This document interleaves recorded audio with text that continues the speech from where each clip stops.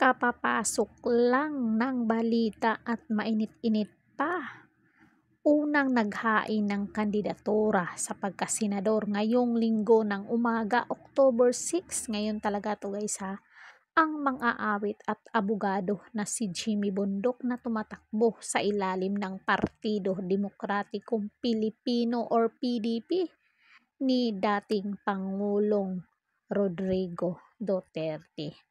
Siya ay sinamahan ni Robin Padilla sa paghain ng kanyang filing sa Certificate of Candidacy or COC. So, nandoon yung mga matatalik niyang kaibigan at isa na nga yung senador ngayon na si Robin Padilla ang sumama sa kanya.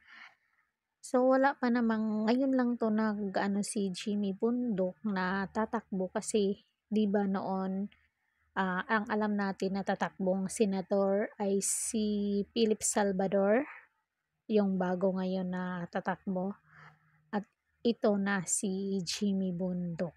So, wala pang, ito pa lang sa PDP laban. So, nag-aantay tayo na maghain din pagka-senador itong si Pulong or Basti Duterte dahil nga in-announce na nga ni Tatay Digong na tatakbo siyang mayor babalik siyang mayor sa Davao.